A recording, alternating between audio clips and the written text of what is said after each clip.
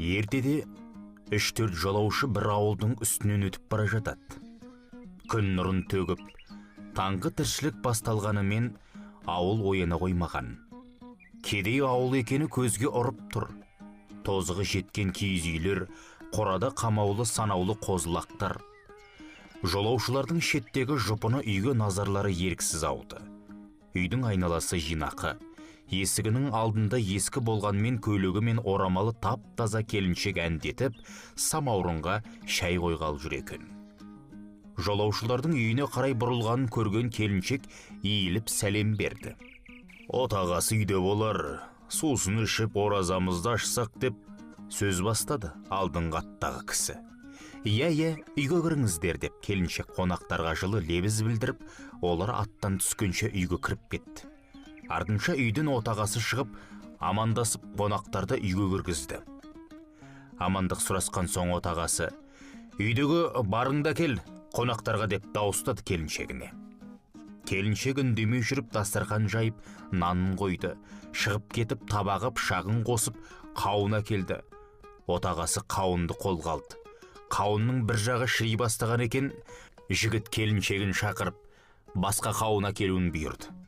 Келіншек үндемей қауынды алып кетті де, аздан соң қауынымен қайта кірді. Отағасы қауынды қолға алып, қайта дауыстап шақырды.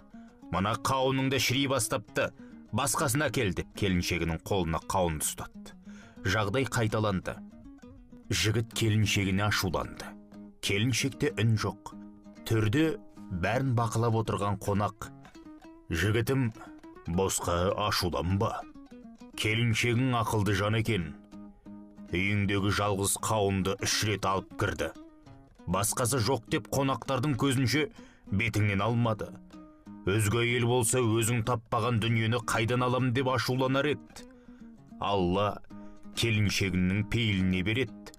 Бақытты болыңдар деп шіри бастаса да, дәмі тілі үйірген қауынды жеп баталарын беріп аттанат қонақтар. Арада бірнеше күн өткенде бір жігіт бірнеше жылқы, сиыры, қой ешкісі бар малды айдап келіп жігітке тапсырады. Таң қалған жігітке: өткенде үйіңізге қонақтар келіп еді ғой, ол патша мен оның нөкерлері болатын. Патша сіздің жарығыңызға риза болыпты. Мына малды аз жылда көбейтіп, күйеуін бақуатты етеді. Өздері өсіп-өніп үлкен әулетке айналсын. Осындай ақылды аналардан туған ұрпаққа еліміздің болашағын сеніп тапсыруға болады деп сәлем айтты деп, патшаның сәлемін жеткізген әлгі жігіт аттанып кетіпті. Ақылды әйел қашанда ерінің жанашыры ғой. Тек ынтымақтары жарасып, бір-біріне кешір